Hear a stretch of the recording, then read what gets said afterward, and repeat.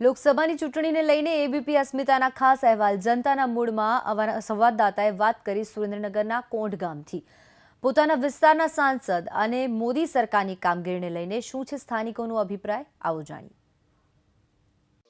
ગુજરાતમાં ગરમીનો પારો 7મા આસમાને છે તો સાથે રાજકારણનો પારો પણ કંઈ નીચે નથી। વાત છે લોકસભાની ચૂંટણીની તો સુરેન્દ્રનગરનો એક વિસ્તાર એવો છે કે જ્યાં લોકસભા અને વિધાનસભા બંનેનું મતદાન સાથે થશે, કારણ કે જે રીતે પરસોત્તમ સાબરિયાએ પક્ષપલટો કર્યો હતો ત્યારબાદ અહીં વિધાનસભાનું મતદાન પણ યોજાવાનું છે, ત્યારે તેના જ વિસ્તારના કોંઢ ગામના લોકો આપણી સાથે ઉપસ્થિત છે। તે લોકો સાથે વાત કરીશું। શું નામ છે આપનું? ઝાલા રામદેવસિંહ। રામદેવસિંહ, બંને ચૂંટણી એક સાથે છે, પહેલા તો એક કેવો નેતા આપ જોવા માંગશો? અમારે તો ફરજિયાત પ્રમાણે જોઈએ છે કે વિકાસ જે માણસ કરી શકે હોય, અમારા વિસ્તારના જે પ્રમાણે વિકાસ થયો છે માનનીય મુખ્યમંત્રી શ્રી રૂપાણી સાહેબના એના જે પ્રમાણે વિકાસના કામ કરી રહ્યા છે તે પૈકી કોંઢ ગામની અંદર બહુ સરસ વિકાસ થયો છે। પરંતુ બાપુ, આ વખતે એવું લાગે છે કે પક્ષ પલટા કરેલા નેતાને પણ સ્થાન મળશે, કારણ કે પહેલીવાર પુરુષોત્તમભાઈ કોંગ્રેસમાંથી લડ્યા, ત્યારબાદ પક્ષ પલટો કર્યો, આ નેતાને લોકો સહકાર આપશે એવું લાગે છે? બિલકુલ 100% સહકાર આપશે, કારણ કે અમે તો અમારા વિસ્તારમાં ધારાસભ્ય અત્યારે ભાજપની સરકાર છે અને ધારાસભ્ય જે સાબરિયાભાઈ કોંગ્રેસમાં હતા અને અમારા પક્ષમાં જોઈન્ટ થયા, એટલે અમને ખૂબ જ આનંદ અને ઉત્સાહ છે અને અમે 100% ધાંગધ્રા અને હળવદ મત વિસ્તારના જે મતદારો છે, અમે કાર્યકરો છે, તનતોડ મહેનત કરી અને એમને જંગી બહુમતીથી જીતાવશું। આપ શું કહેશો, કેવો નેતા છે તે હોવો જોઈએ, કેવો નેતા જોવા માંગશો? નેતા બે એક તો એજ્યુકેશન વાળા છે અને અમારા સુરેન્દ્રનગર જિલ્લાનો બે નેતા વિકાસ કરે એવા છે।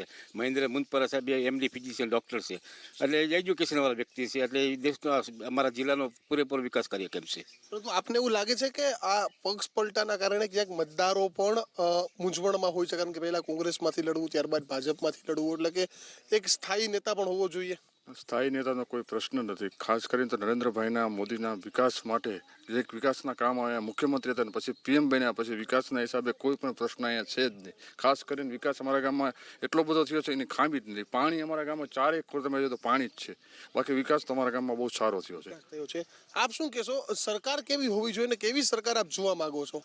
સરકાર મોદી સાહેબ જેવી જ હોવી, મોદી સાહેબ જે ચલાવે છે એ જ સરકાર હોવી જોઈએ। વિકાસ એ બહુ સારો થયો છે અને એના જે કામ કરવાની જે એની ક્ષમતા છે એના મોદી સરકાર સિવાય કોઈ કરી જ નથી શકે એવું।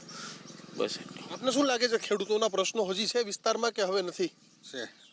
કેવા પ્રશ્નો છે ખેડૂતોના, શું મળવું જોઈએ? બધું મળવું જોઈએ।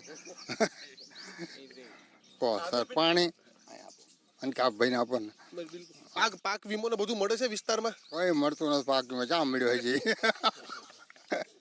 આપ તમારું શું કેવું છે, ખેડૂતોના કેવા પ્રશ્નો છે અને લાગે છે કે સરકાર છે તે ખેડૂત લક્ષી પણ હોવી જોઈએ? હોવી જોઈએ, કારણ કે મોદી જેવું સરકાર તો ન જ થાય ને। અમને બધા જે કેન્દ્રમાં જે લાભ મળે છે, સબસિડીઓ છે, કોઈ વીમા યોજના છે, એ બધું અમને ટાઈમસર અપાવી દે છે, ખાતામાં જમા થઈ જાય છે। આપનું શું કેવું છે, ખેડૂતો લક્ષી સરકાર હોવી જોઈએ? બરાબર, આ સરકાર છે બરાબર છે, ભાજપની સરકાર છે અમને બરાબર છે અને બધા વિકાસ થાય છે અને તમામ વસ્તુમાં એનું ધ્યાન છે એવો અમારો વિશ્વાસ છે કે આજે આવે એ બરાબર છે સરકાર। સરકાર પર વિશ્વાસ છે, પરંતુ હજુ પણ જે ખેડૂત લક્ષી સરકાર હોવી જોઈએ ઘણા લોકો એવું માને છે, પરંતુ ગામ છે તે ખૂબ વિકસિત છે ને બાકીના લોકો પણ માને છે કે આ જ ગામની જેમ બાકીના તમામ વિસ્તાર પણ વિકસિત થવા જોઈએ અને ભાજપના બંને ઉમેદવાર છે તેનાથી ગામના લોકો પણ ખુશ છે।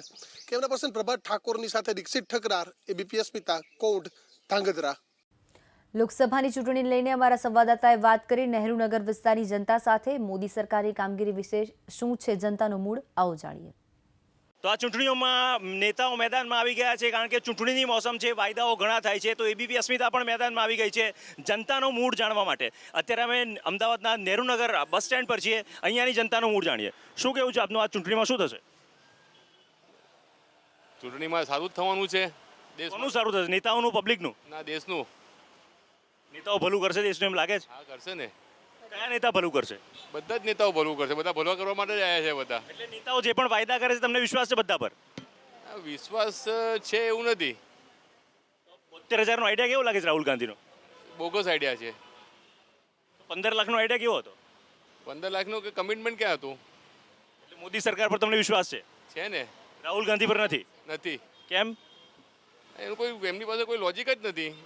લોજિક વગરની વાત નેતાઓ કરતા હોય છે, અંકલનું કેવું, તમારું શું કેવું છે? બસ શું લાગે છે ચૂંટણીમાં? મોદી મોદી સરકાર, આપનું શું કેવું છે? મોદી ના આવવો જોઈએ. કેમ આ બધી જનતા કે છે હિટલર છે હિટલર. હિટલર દેશ માટે જરૂરી નથી? ના ના ના, લોકશાહી છે આપણે દેશ. તો શું સલાહ આપશો? મોદીજીને એક સલાહ આપવી હોય તો શું આપશો? મોદીજી તો ના જ જોઈએ. એમને કંઈક સલાહ તો આપો. 5 વર્ષ કાઢ્યા એમણે, હવે પાછા મત માંગવા નીકળ્યા. કર્યું જ નહીં, મોંઘવારી વધી ગયા, પેટ્રોલના ભાવ વધ્યા છે. તો આ નોટબંધીમાં મજા ના આવી તમને? નોટબંધીમાં તો શું પૂરેપૂરા પૈસા પાછો તો આવી ગયા લોકોના. શું કે કશું મળ્યું તો નહીં દેશને. હવે તો એમ કે કાળું નાણું બધું બહાર આવી ગયું તો રોજ ભાષણોમાં એમ કે છે. એ તો એને તો મીડિયાવાળાને ખરીદી લીધેલા છે ને.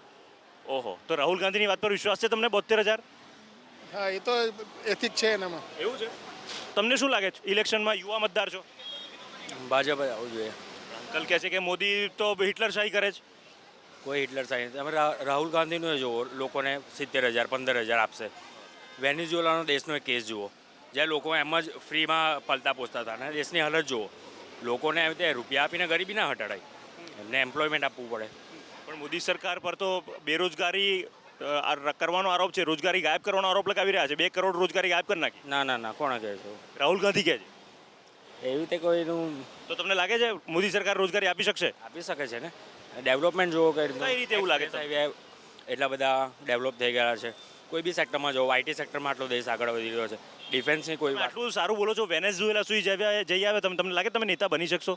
નેતા બનવાનું, અરે આ બધા 8 ચોપડી પાસ ને બધા બની જાય છે નેતા. તમે તો યાર ભણેલા ગણેલા લાગો છો.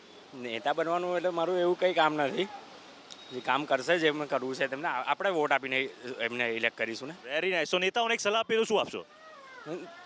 દેશ માટે કામ કરતા રહો, કૌભાંડો ઓછા કરતા રહો. કૌભાંડ બહુ કરે જ નેતાઓ છો. તમારું શું કેવું છે? આપણું કઈ નહીં, 50-50 આપણે બે માટે છીએ. 50-50 મેચ બહુ જોતા લાગો તમે. 2020 બહુ જોતા લાગો. 2020 આઈપીએલ અત્યારે આઈપીએલ નેતાઓને એક સલાહ આપી દો ચાલો. આપણે સલાહ આપતા જ નથી. તો તમે નેતા બની શકો એવું લાગે તમને? આપણે નેતા તમે પ્રધાનમંત્રી હોય તો જીએસટી કરતે? આપણે કોઈ જ એમાં ઇન્ટરેસ્ટ જ નથી. નોટબંધી કરતે? આપણે પાકિસ્તાન પર સર્જિકલ સ્ટ્રાઇક કરતે કે નહીં?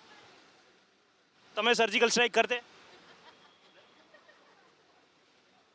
તો જનતાનો મૂડ એમ કહી રહ્યો છે કે ગરમી બહુ છે અને 50-50 ચાન્સ છે. તો આપ જોતા રહો ગુજરાતની નંબર 1 ન્યૂઝ ચેનલ એબીપી અસ્મિતા.